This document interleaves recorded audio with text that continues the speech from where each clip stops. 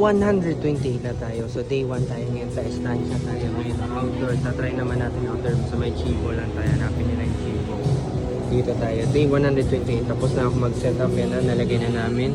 Ayan o. Tapos may mga name tag na rin. Yung double checking ko na lang to. Ayan o. Double checking.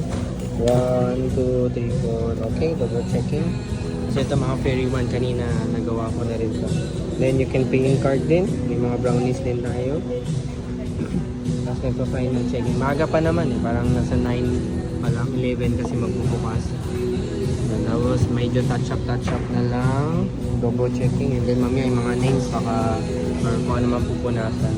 Sa mga gusto mag-order po yan. 5 na yung natanggap kong order this morning. And link po nasa bio lang. Yung link nasa bio. Hanapin nyo lang po Coco Card Muyo PH, Muyo Philippines. Or chat nyo ako sa FBID, Muyo Philippines, Muyo PH. Okay? Ito yung mga Ferry 1 natin. Yan. Tsaka po hindi matatamis yung mga product ko. Mukha siyang sweets eh, no? Normally, pag mga ganyang color, mukha siyang sweets, diba? Mukha matatamis. Pero ang pinagkaiba ko sa donut, lagi kasi tinatanong sa donut, diba? Fried kasi ang donut, deep fry. Sa amin, binibake pa namin lahat. Kaya, nami-maintain namin yung softness.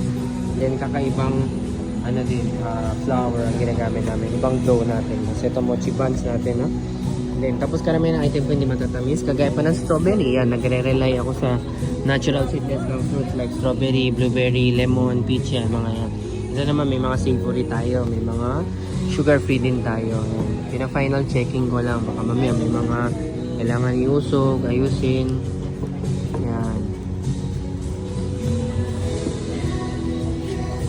Yan. Punta na kayo dito. Estancia lang po. Capitol Commons.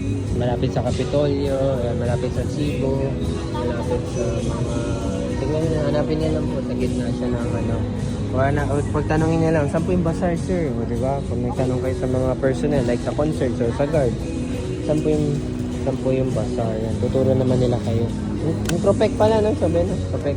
May Cropek, di pa na-display ng Cropek. It's yung best mochi bun. Tapos may mga sets of 4 din tayo, sets of 6. Sets of 4, sets of 6. Tapos may mga box set din tayo. Alright. Kita-kita na lang tayo ulit sa next day.